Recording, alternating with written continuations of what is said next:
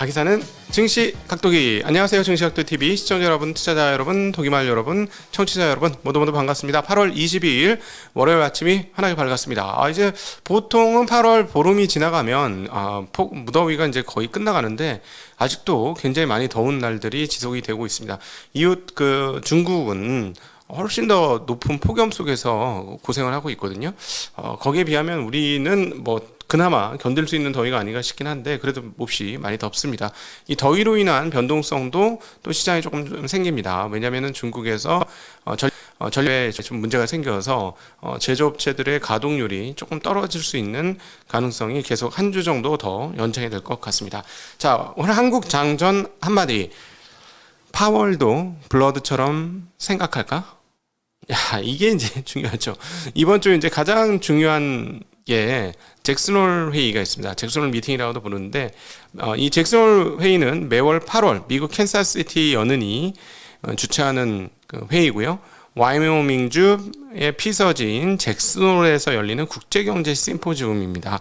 그래서 미국 사람들 모이는 게 아니고 각국의 은행장들이 다 가죠. 우리나라 이제 이창용 총재도 아마 가시게 될 거고 다 가셔서 회의를 하는데 이번 주 24일, 25일, 26일 이렇게 이틀 있습니다. 그래서 한국 시장으로는 토요일에 이 모든 것들이 이제 좀 반영이 되는 흐름들이 나오겠죠. 만약에 이제 먼저 연설이 있다면 조금 일찍 반영이 될 수도 있을 거고요.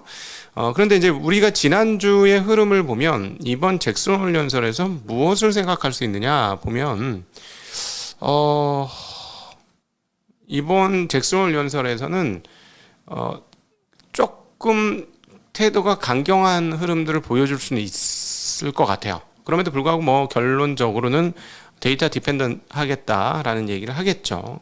결국은 그렇게 될 건데, 요즘에 이제 연준 인사들의 발언들을 종합을 해보면 뭔가 서로 짜고 치는 고스톱 같다는 생각을 지울 수가 없습니다. 즉, 그냥 얘기를 자기 마음대로 하는 게 아니라 회의한 내용 중에 그 일부를 세상에 자꾸 알려주는 역할, 메신저 역할을 연준 총재들이 하고 있어요. 그런 측면에서 보면 지난 주말에 지난 한 주 동안에 여러분이 이야기를 했죠. 블러드도 이야기를 했었고, 그리고 마지막 그 주말께에는 토마스 바킨, 메리 데일리 연은 총재 등이 이야기를 했습니다. 그런데 이제 닐 카스칼이라든가 이런 다른 분들, 즉 비둘기파 정도 되시는 분이, 메리 데일리도 비둘기파였다고 봐야죠. 근데 이런 분들조차도 50에서 75bp 금리 인상이 합리적인 것으로 보인다라고 하면서 시장이 지난 한 주간 굉장히 어려웠죠. 그래서 한 주간 시장이 빠진 게 S&P 500은 1.21% 하락, 다우는 별로 안 움직입니다. 산업재 쪽이나 이런 전통 주식들은 좀 잘 안 움직여서 0.16% 하락, 나스닥 기술주들이 많이 빠져서 2.62% 하락을 했는데요. 지난 주말에 직접 그림으로 못 보셨으니까 finbiz.com에서 제공하는 그 맵을 한번 살펴보도록 하겠습니다. 살펴보도록 하겠습니다. 전반적으로 많이 떨어졌어요. 지난 주말에는 특별히 기술주들이 많이 떨어지면서 기술주들 상황들이 굉장히 좀 안 좋았고, 기술주들이 막판 이렇게 떨어졌는데 그 전에 무슨 일이 있었냐 이렇게 살펴보면 채권 시장의 변동성이 매우 컸습니다. 그래서 이번 주가 시장이 안정되려면 채권 시장이 좀 안정이 돼야 될 것이다 라는 거 충분히 생각해 볼 수 있는 대목이에요. 지난주에 계속 좀 이상하다 하루에 7bp, 8bp 이게 그냥 움직이고 10bp도 막 움직이는데 이건 너무 좀 이상해요 라는 말씀을 계속 드렸었는데, 채권 시장이 안정이 되어야만 제가 판단했을 때 미국의 주식시장도 안정이 될 것 같습니다. 그리고 채권 시장은 왜 그러냐면 연준의 발언에 가장 민감한 게 채권 시장이에요. 그 어디보다도 민감한 게 채권 시장입니다. 그래서 채권 시장조차 10년물을 이제 2.9대까지 올렸잖아요. 지난 주말에 거의 10bp 올려가면서 2.976%까지 올렸잖아요. 이렇게 올린 이유는 연준이 생각보다 금리를 세게 올릴 수 있는데, 세게 올리는 게 저 뒤쪽이 아니고, 채권은 확신이 있어요. 뒤쪽으로 가면 경기가 침체될 것이다라는 확신이 있는데, 이렇게 금리를 세게 올린 건 채권 시장은 지금 9월 달에 기준금리 인상을 75bp 할지도 모른다는 불안감에 지금 그 가격이 떨어진 것이다. 즉 금리가 오른 것이다. 이렇게 정리해도 될 것 같습니다. 근데 주식시장에는 이걸 다 반영을 했느냐? 제가 보기에는 일부밖에 반영을 안 했어요. 9월 달에 75bp는 아직 다 반영을 안 했습니다. 근데 지금 제임스 블러드만 그랬으면 그러려니 하는데 그 토마스 바킨도 그렇고 메리 데일리도 그렇고 75bp에 대한 가능성을 좀 열어놨다라는 것이죠.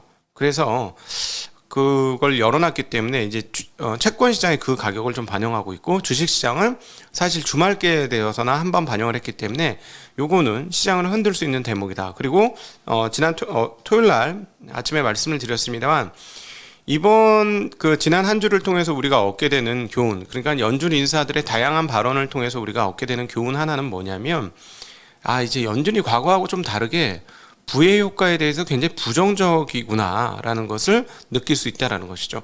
즉 지금 그 일반적인 이렇게 다수를 차지하고 있는 일용직 근로자의 문제가 아니라 중산층이 부의 효과를 그대로 누리면서 인플레이션을 받아들이는 상황을 결코 좋아하지 않는구나라는 걸 느낄 수 있었던 한 주가 아니었나 싶습니다. 그래서 계속해서 그 인플레이션 2% 억제를 위해서 계속 제약적인 상황으로 몰고 가야 된다라는 얘기를 거의 모든 연준 총재들이 하고 있기 때문에 부의 효과까지 나면 즉 자산 가격이 올라가면 인플레이션 상황들이 계속 유지되기 때문에 그런 것을 누르려고 하는 것 같고요. 어디까지 누를까 고민을 해봤는데 지금 렌트비가 여전히 다른 이제 좀 꺾일 것 같다라고 해서 이제 7월부터 본격적으로 꺾일 것 같아요. 그리고 주택 거래나 이런 흐름들을 보면 그럴 것 같아요. 하지만 가장 중요한 주요 도시들의 렌트비는 그렇게 크게 안 꺾이고 있는 것 같습니다. 뉴욕이나 이런 쪽은 여전히 상당히 공공행진하고 있는 것 같고요. 그래서 이런 것들까지도 조금 주저앉을 때까지 연준이 밀어붙일 수도 있겠구나. 예. 그러니까 수요 감소, 자기네가 할 수 있는 일은 다 할 것이고 수요 감소를 확실하게 시킬 것이고 예를 들어 공급 쪽에서 유가나 이런 쪽을 떨어뜨리는 거는 자기네가 할 수 있는 한계를 좀 벗어난 문제이니까 자기네 자국 내에서 할 수 있는 수요를 감소시키는 그런 수준의 인플레이션 대응책인 금리 인상은 계속 유지할 수 있을 것 같고 시장이 이제 스탑 앤 고 뭐 이런 식으로 할 것 같다. 즉 금리를 쭉 올려놓고 바로 떨어뜨릴 것 같다라는 생각을 하는 거를 지금 연준이 싫어하는 것 같아요. 메릴 데일리도 그 얘기를 했죠. 금리를 너무 급하게 올려서 나중에 빠르게 떨어뜨리는 그 모양새는 더 안 좋다. 이런 얘기를 지금 몇 차례 하고 있어요. 그래서 연준의 생각은 그렇다. 이렇게 정리를 해볼 수 있을 것 같고요.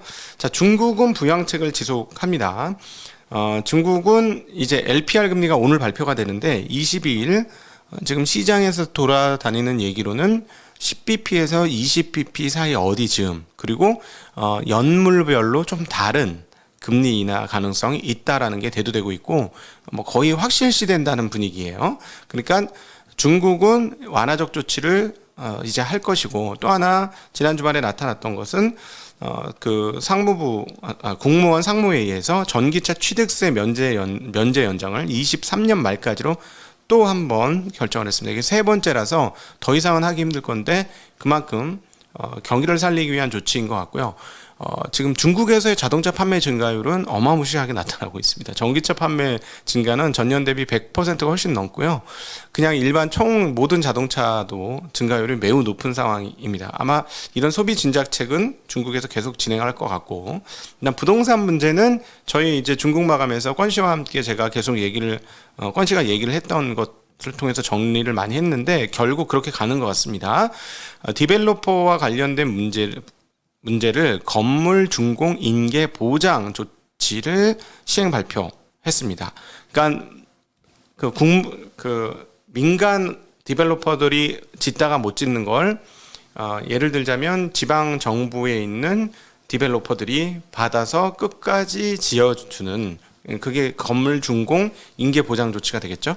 그렇게 진행을 하겠다고 하는 거니까 어떤 식으로든지 중국 정부는 이 디벨로퍼 문제들도 제어를 하겠다라는 거를 제가 보기에는 보여주고 있다. 그래서 중국 지난주 전병섭 소장님이 굉장히 중국 관련해서는 정통하시잖아요.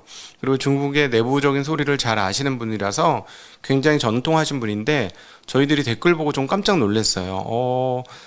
무조건 강세론자다 뭐 이렇게 하면서 조금 그런 댓글들이 많았거든요. 근데 저희가 보면 한국이나 다른 나라와 틀리게 중국 정부는 정부가 한다 그러면 하는 나라 아닙니까? 정책이 되게 중요한 나라잖아요. 그래서 아마 이 부분들은 결국 이렇게 계속 밀어붙이는 그런 과정들이 되지 않을까라고 보여집니다.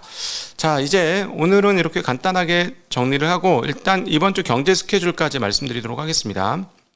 한국 같은 경우는 원화 환율이 좀 안정이 되어야지 편안하게 될 텐데 지금 달러 강세는 그 금리 상승과 더불어서 유로 약세, 유로 지역의 경기 약화 이것들이 함께 반영된 거라서 달러 강세가 쉽게 풀릴 것 같진 않고요.